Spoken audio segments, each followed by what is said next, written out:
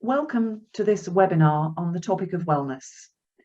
There's a lot of anxiety and uncertainty out there at the moment, and myself, Pamela Carvell, and Andrea McKay, whilst we are essentially marketers working in the hospitality industry, our careers have gone in a direction that have taken us towards the arena of wellness and well-being. So, as I say, whilst we're both marketers by profession, we both were introduced to neuro-linguistic programming, otherwise known as NLP, and over a decade ago, both qualified as master practitioners of NLP.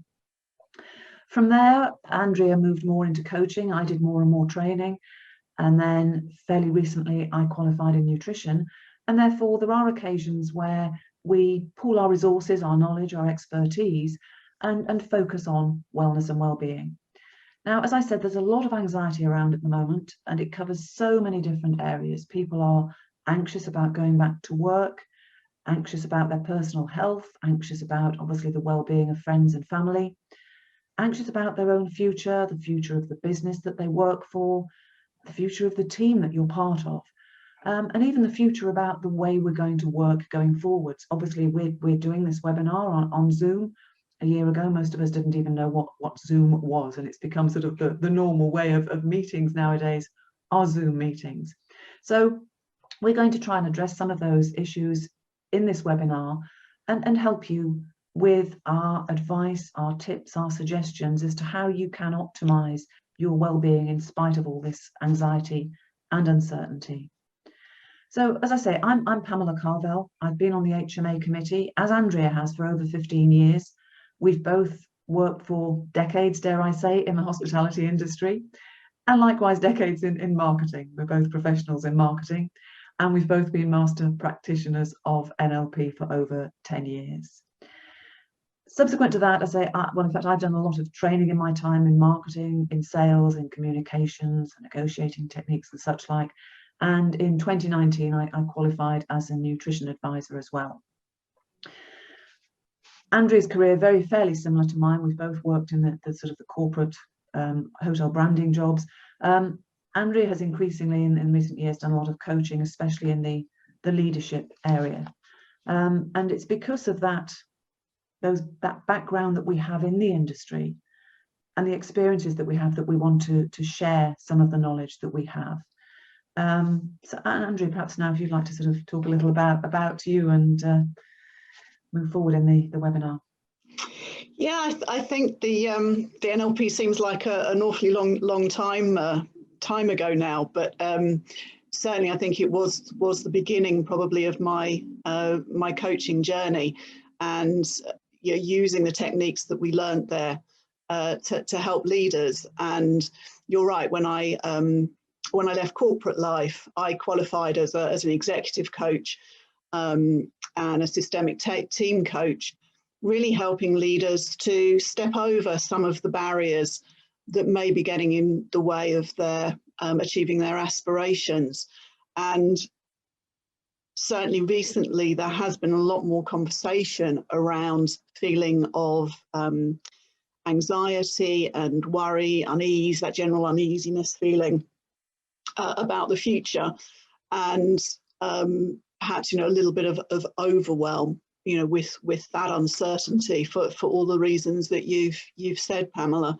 And so we are sharing some ideas today, and what I would add is to try them, give them a go and just see what is right for you, and do more reading around it than what we can cover today. It's worth saying at this point that the brain's job is to keep us safe, and we have something called a negative bias, which means that just generally as humans, we do tend to focus more on negative events than we do on positive. So with that, we need to be very proactive in really giving ourselves positive thoughts and making those kind of positive events and stimulus that will work for us. Because when our cerebral cortex and our amygdala is bombarded by all of this information, it activates the fight, flight and freeze response, which is just chemicals, coursing through and doing what it is there to do, which is to keep us safe. The good news is that these responses can be interrupted and calmed. So the first thing that I find particularly useful is to, and I would suggest, is to catch yourself thinking. And that sounds a little strange, but you'll kind of recognize that you lose yourself in your thoughts and you start creating this story in your head and this movie that you're taking part in. And just by catching yourself thinking, really enables you to think, right, okay, what story am I creating here, and can I change the narrative? So if you have got thoughts like, I've been made redundant, the market is kind of quite bad, and I'll never get another job, just by changing that narrative to I will find a job, I'm good at what I do, and I will find a job that is that I love as much as the one that I'm leaving or that I've left. Just by changing that wording and the way that you frame that will calm you and will interrupt that anxiety. Also, it's a good trigger for me to actually say, do I need a little bit more of self-care? When I am in that, in that mindset, I see it and thank it for saying, actually, am I eating right? Am I getting the proper quality sleep that I need? What is it that I need to do to make me feel calmer? So I always sort of see it as a my brain's way of saying, okay, Andrea, what do you need to do? The other thing I find useful is to think shorter term, and certainly when I've gone through change in the past with teams, when we're doing that, just thinking in the shorter term is really useful, even to the point of just thinking about, what do I need to do today? And if necessary, what do I need to just do now or in the next hour that will move me forward positively? The important thing is not to get whipped up in that kind of immobilized state and just to actually move forward.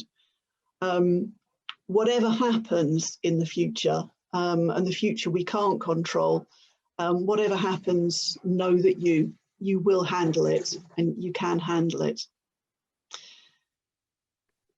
So it's also useful to understand what you can control. We can't control what our employers are doing. We can't control virus mutations or government decisions. What we can control is how you react to what is going on. And one way of doing that is how to look after yourself. As I say, are you getting quality sleep and exercise, and what can you do to keep your energy levels high? And I say that as a recovering control freak, that just realizing that in these situations I try to take control, that just general sense of actually there's nothing I can do other than how I'm going to react to it and turn up the best self, my best self. That in itself is really calming and very good for my general well-being.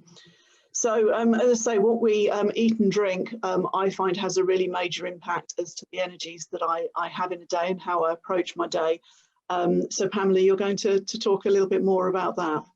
Yes, I am. And I have to say, I love that expression, a recovering control freak. I suspect there's a heck of a lot of recovering control freaks. Well. Yes, it's a lovely expression. I guess, yes, we've all lost a lot of control in this past year. Yes, nutrition. I mean, the majority of people have eaten badly in lockdown. I mean, we know that from the stats on sort of the way that people have put on weight in lockdown, and we've all been very lethargic as well throughout this past year, and unfortunately comfort eating will exacerbate that feeling of lethargy, because the type of foods that we comfort eat are not the best foods for us to be eating. Now, nutrition is something that you can control. You control what you buy, you control what you eat, you control when you eat, and you control how much you eat. And of course, nutrition covers what you drink as well. And I'd like to talk a little bit about hydration, because it's a very, I guess it's not talked about as much as it really should be. How hydrated you are has a huge impact on how you feel physically and mentally. And thanks to the sports scientists, the sports nutritionists, they've done a lot of work in this area. And it's a fact that if you're feeling thirsty, you're already dehydrated. So you should never wait until you're feeling thirsty.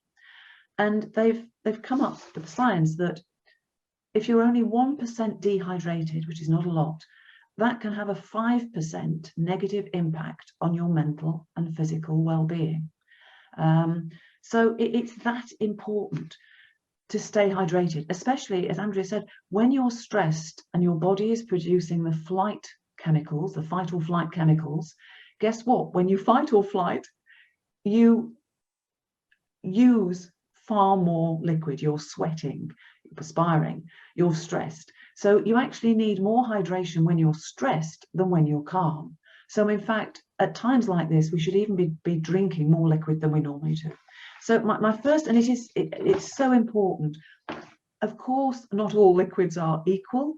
So if you're drinking caffeine, caffeine has a diuretic effect. So you don't get the benefit of the full hydration from caffeine, but it's still better to be consuming the liquid than not. Similarly with the very highly sweetened drinks, the sweet fizzy drinks, there's a lot of negative to those, but if they really are your drink of choice, then it's better to stay hydrated. The benefits you'll get from being hydrated are probably far greater than the negatives of what you're drinking. Similarly with alcohol, I'm not suggesting you hydrate yourself from alcohol. Alcohol is dehydrating, and this really is about hydration at work. So, again, we're more used nowadays to seeing people walking around with their own water bottle, or having a water bottle, or having water fountains in the workplace. So please don't underestimate the power of staying hydrated to feeling good mentally and physically. So that's the first thing I'd like to say. The second thing is to reduce your sugar intake. I know, I'm sure we've all seen these programs on television where it's actually quite shocking when they, show you a small bowl of cereal and then pile up how many sugar cubes were actually in that bowl of cereal. There is sugar in most of the processed foods and drinks that we consume. And the problem with high sugar is, yes, you get that initial boost. You get the sugar boost, you feel good, but guess what? You then come crashing down. And the only way to then solve that crashing down is to get what? Guess what? Is to have the next sugar boost. That is not a healthy way for your body to function. It doesn't want to function that way. The various organs are not designed to be getting constant sugar highs and crashes. So again, there's a lot of evidence out there that it's actually very, very bad for your frame of mind to be consuming lots of sugar, because you can only maintain that mental high by continuing to intake the sugar. So it's the high and then the crash. And just a word on that a lot of conference venues for many years have thought that the healthy mid-morning conference break was a fruit smoothie. And in fact, fruit smoothies are just as bad in that respect as drinking a glass of a sweet fizzy drink like Coca-Cola. Because it'll give you the sugar high and it'll give you the crash. Far better to eat the piece of fruit whereby your body has to break down the sugars and you've got the fiber there. The problem with any sweet drink, even if it's a smoothie, it's broken down the sugars so that your body absorbs them very, very quickly. So yes, if you do need that quick nutritional boost, a fruit smoothie, has a place in that. But bear in mind that unless you complement that with other things, you will come crashing down after it. And then the third thing I'd like to say about nutrition, if you want to have optimal mental and physical well-being, is to reduce the amount of processed foods that you eat. And again, I know when we're all working hard, we're all stressed, they're often the go-to. but most processed foods are high in sugar, fat, and salt. And that's not what our body and our brain need to function well.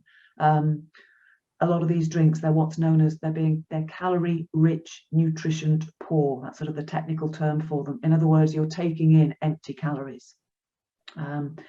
So if you can reduce those processed foods and those processed drinks, you will feel so much better mentally and physically. So in terms of what should you, I've told you basically what you shouldn't do is obviously drink a lot of water. Fresh fruit will always be much better than fruit in any other form. With things like fruit juice, you should only really consume 150 ml a day of fruit juices, because otherwise it's far too much sugar for your body. Dried fruits are absolutely brilliant, because whilst they're high sugar, it's natural sugars, not broken down, and therefore your body releases them much slower. Things like nuts and seeds, again, I find when I'm rushing around all over the place, it's very easy to keep nuts and seeds tucked away in a pocket somewhere, you know, so no matter what job, even if you're working in, say, conference and banqueting and you're rushing all over the hotel all the time, it's not challenging to keep things like nuts and seeds about your person. And always think brightly coloured, fresh fruits and vegetables. You can't go far wrong if you're eating foods that are naturally brightly coloured, because they will then contain all the vitamins and minerals and goodness and the right kinds of sugars and so on that your body needs. Also, eating a diet that comprises a lot of brightly coloured fruits and vegetables reduces inflammation in the body. Again, for those of you that do the kind of job in a hotel where you're on your feet a lot and everything starts aching, again, you want to eat foods that don't add to that inflammation. So sticking to those brightly coloured fresh fruits and vegetables and dried fruits and nuts and seeds will help you in many, many different ways. Now, sugar and caffeine are two of the sort of the bad guys, even though for many people the sort of go-to is the sweet, strong coffee. But of course, they will make you hyper. The sugar is going to give you the high. The caffeine, again, in small quantities, is known as a brilliant stimulant of the brain. So yes, when we all tuck into a strong coffee at the start of a meeting, it's a good thing. But not if we continue with that, and not if we're getting very, very hyper. So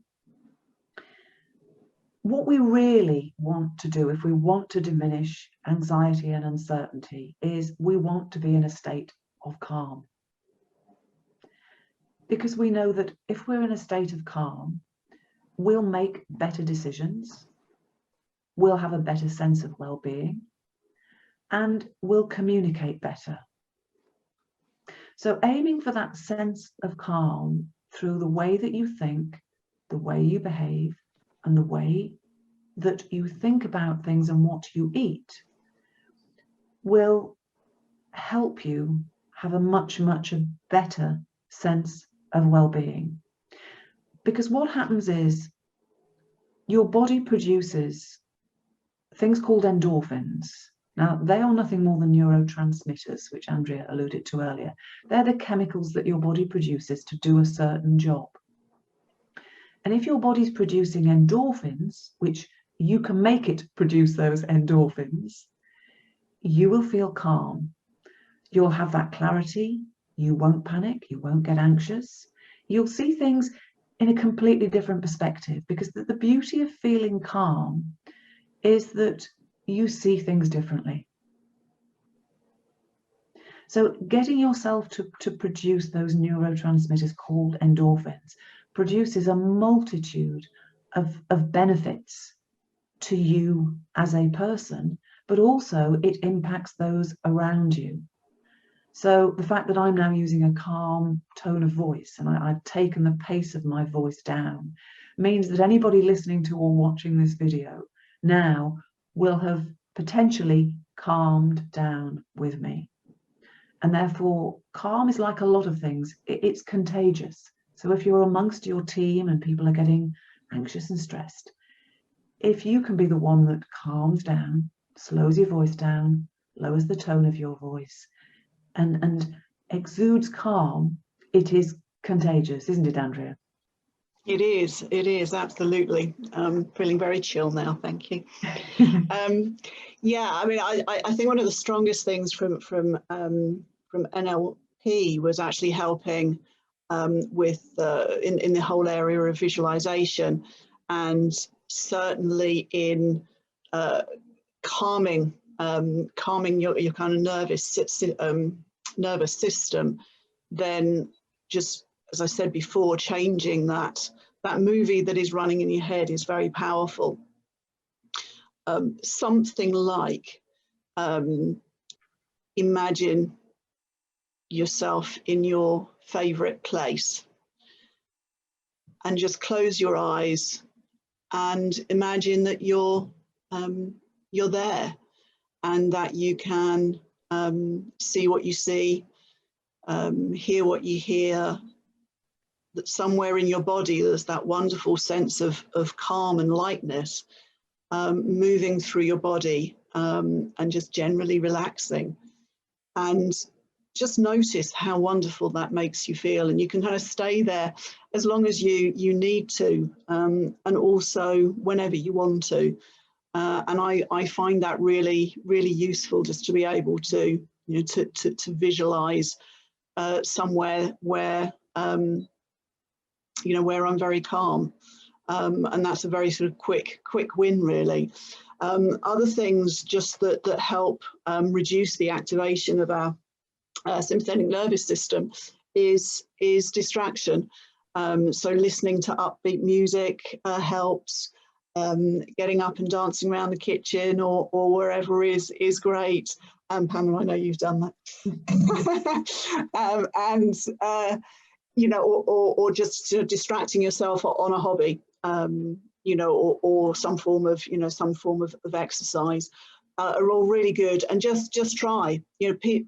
Anxiety is caused by a lot of different ways, different parts of the brain, and you've got to find something that is right for you.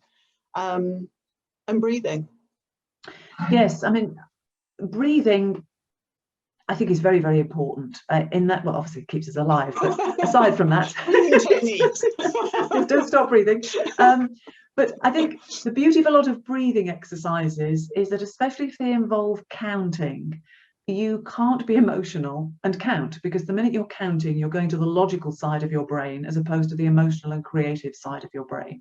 So two that I find particularly powerful, and that you can easily do if you are in a meeting of other people, because obviously it's there are, in certain contexts and situations, you can't close your eyes or start lying on the floor.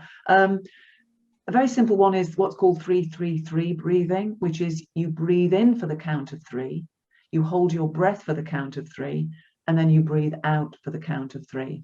Now that has the added benefit of the pure rhythm to it that your body likes, that calms you down. The counting will calm you down, and also that count of 3 holding your breath helps to slow your heart rate down as well. So that's very powerful. That 3-3-3, very easy to remember and very easy to do. And you can do it without people noticing that you're doing it in a meeting or a stressed communication point. Another one that I'm a huge fan of is what's called 7-11 breathing. Now that's a little more challenging. You breathe into a count of 7 and you breathe out to a count of 11. Now what that does is you have to really concentrate, but also you have to breathe in very, very deeply to get enough air in to be able to breathe out for a count of 11. So it takes a few breaths to do. It's a great tip, by the way. Anybody that has trouble being awake in the middle of the night, try doing 7-11 breathing, and you can't stay awake for longer than sort of 5 minutes because of the impact it has on your body. So yes, that state of calm will then help you deal with the uncertainty, the anxiety, but will also help you in terms of how you manage change, won't it, Andrea? Yeah, absolutely. Change is pretty much a way of life. In our daily lives, we're dealing with change and changes of sort of plans, etc. And I was reminded the other day of a quote, one of my clients, Peter McWilliams' quote, which is get comfortable with being uncomfortable. I love that. And that's what we need to do. We do need to find a way that we can be comfortable with, with all of the change. And as I say before, understanding really what we can control, and what we can control is how we react. So those that have been made redundant recently, you know, what I find that there are, you know, two reactions really to redundancy. Some need time to actually deal with the sense of loss. Sometimes, you know, feeling of betrayal. Others bounce forward, you know, bounce forward into new careers and, you know, go forward in leaps and bounds. Whichever path, you know, you need to take, the important thing is that you're moving forward. You know, if you need to deal with what's going on, then deal with what's going on and move forward, and be kind of be proactive in what you do next. As I say, if it needs to be something just short term, then do that, but keep moving forward. And if for any reason you feel that you can't, then I would say ask for help, because it is, you really don't want to be in that state of kind of immobilization, and as I say, you know, change is uncomfortable. A couple of things around that. I'm a great advocate for greater self-awareness. You would expect as an executive coach, I would say that, but it is great. You know, it's great to help in this situation when you know what your needs are, and what your values are, and how those are showing up in this particular situation. And also so that you can be authentic as you go through the period of change. And think back to when you have gone through change before, which we all have, and really see what went on then and how it can help you through this transition period that you're going through at the moment. And know that you did handle it, you did move forward, and that you will do that again. Another tip is to look beyond the change. So, you know, look in a year's time, 5 years' time, 10 years' time, and just really consider what do you want this junction in your life to be about when you do look back on it. So I find it really useful with clients just to really, you know, get beyond that, that sort of this, you know, the sort of period that they're going through. And also to decide how you're going, you know, to show up. Really quite keen, if you know, if you've got teams, to really decide, you know, how am I going as a leader? How am I going to, you know, to show up as my team, with my team? Understand your responsibilities. So, you know, if you have got a team and you are going through transition, and you know, you may be staying on. You know, what are your responsibilities as a leader in the company transition, and have a really good understanding of what your responsibilities are. Be aware of your team's well-being and what they may need, and what they may need is different to you and may vary by, you know, by day. So be very mindful of that and some of the things that we've shared today. Know your team will be watching you. I think this is a great one as a leader going through change. You know, they will be watching to see how you react to communication, and how you are dealing with the change and the transition. So be mindful that, as I say, they'll be watching to see how you react. So yeah, key one there, you know, question to yourself, how are you going to show up? And the last one, which is always talked about, which is to communicate and over communicate. Even if you don't have updates, then just continue speaking with your teams, have daily huddles, and not only consider, you know, what you're communicating and when you're communicating, but also how you communicate. Pamela. Communication is obviously essential in anything we do. And what's important in these stressful times is to maintain a positive dialogue. Because at the minute, the media has almost whipped us up into a frenzy. The media is full of negative terms. You know, we're panicking, We're anxious, there's uncertainty, we'll never recover. We have a generation of children who are scarred for life. I mean, if you say to a child you're going to be scarred for life by this, then you're creating that thought in their mind, when in fact they've probably enjoyed being at home with mum and dad a bit longer than they normally would, and having time to play outside and go to the seaside and all sorts of things. So the words that you use have a huge impact on your own brain as you say and think them, but also on the people who are receiving that communication. So it's essential that rather than thinking right now, oh, I'm anxious about uncertainty in my job, I might lose my job, what will happen? Far better to think, hey, I might be presented with some exciting new challenges this year.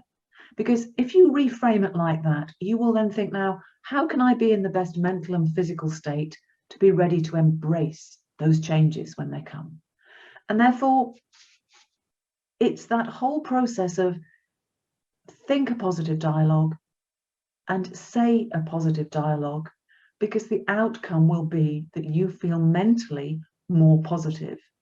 It also has a huge impact on those around you, because if you're using positive words, that will impact the thoughts of the people you're talking to. So I'll give you a bad example. If you open up a group meeting with, I know everybody's very anxious today, and I know we're all stressed about the uncertainty of what's going to happen. Well, guess what? Even the people who arrived at the meeting, calm, confident, happy, are now thinking anxious, stressful thoughts, because you've communicated those thoughts to them. So please, we all need to reframe the dialogue moving forwards and coming out of this pandemic. It will have a huge impact on how you feel, but very importantly, the impact you have on others around you.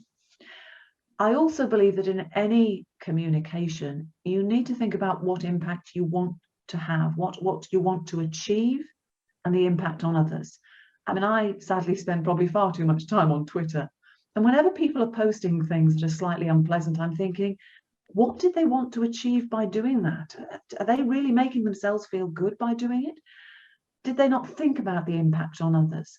And I think, especially the amount of time that people in hotels spend in meetings, it's essential right now, more so than ever before, that we think about what we want to achieve in any communication, and we think about the impact of our words on the other people around us, especially if you are a leader of a team, because you want your team to be feeling confident and calm, understanding that there's maybe changes, but that they can embrace change rather than fear change. You know, some of the useful expressions that Andrea used in various parts of this webinar, you know, are the kind of things you want to be saying to your team.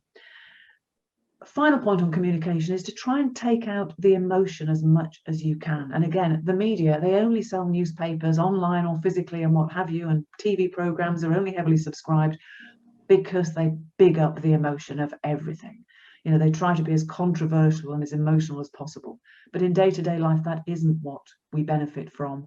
We want to be calm, and we want to take the emotion out of everything else in as much as we can. So please, if nothing else, going forwards, especially for those of you who've been on furlough for a long time, and when you find yourself back face to face for the first time, many of us have not been with a group of people face to face for over a year. So it will be stressful, it will be challenging. But think about what we said about being calm, accepting that how you are will impact those around you. And therefore, if you can be calm and remove other emotions from that whole communication, you will end up with benefits throughout the whole team that you're communicating with. Okay, so what Andrea and I would like to do now is to just quickly go through some sort of 10 points of conclusions to this webinar. We have covered a lot of ground and a lot of different topics, because we wanted to try and appeal to as many different people in as many different situations as possible. So my number one point obviously is going to be, or recommendation, is stay hydrated. Don't underestimate the impact. Keep a bottle of water with you wherever you go. Secondly is to keep a positive dialogue. That will keep you uplifted and positive. Keep the endorphins flowing. That's within your control to get your body to produce endorphins or not. Focus on breathing, and especially counting while you're breathing, because the counting adds benefit to the breathing. So you get like a double benefit there. Andrea, your top view? Yeah, For me, I would say catch yourself thinking, and decide if your thinking is actually positive or not, and if it's not, change the narrative, change the thoughts and the images to positive ones. Be clear on what you can control and what is in your control and what is without, and just let it go if you can. Do what you need to do to keep energy levels up, and you've covered a lot on that, and that's a question that I ask regularly. What do I need to keep my energy levels high? And equally, you find things that calm, and that will be calm you, and that will be different by person. So whether that is music or relaxation exercise, or a visualization exercise or mindfulness exercise, do lots of reading around it. There's an awful lot of support and reading that you can do. So find what works well for you, and add that to your toolbox of self-awareness as to what you need, so that you can actually ask for it. And I think that's something that we all need to practice, is that sometimes we just need to say what we feel we need at that time, and to feel okay to do that, whether that is at home or at work, to have that culture. And as a leader, know how you're going to show up, make that decision as to through this period, how are you going to show up? And I would say those are my ones. Okay. My final one obviously is reduce your intake of sugar and processed foods. They will have a huge negative impact on your mental and physical capabilities if you're consuming far too many sugars and processed foods. So reduce those, please. You'll feel a huge difference very quickly in how you feel. Because at the end of the day, yeah, it really is. Even just one day of cutting out sugar and processed foods, you'll feel like a different person. You'll have a much more balanced mood throughout the day. Because at the end of the day, you are what you both eat and think. And you are in control of those two things. You're in control of what you eat and what you think, because it's your mindset that underpins everything that we've talked about in this webinar. So we hope you'll take some positives away from this. We've certainly enjoyed doing it. As you can tell, we're both very passionate about all these different topics, and we hope that you'll also share some of this with your team, so that everybody can benefit from some of these little snippets of wisdom that we've shared. Yeah, it's been a pleasure, Pamela, and thank you everyone for listening, and stay well. Thank you. Bye. Bye.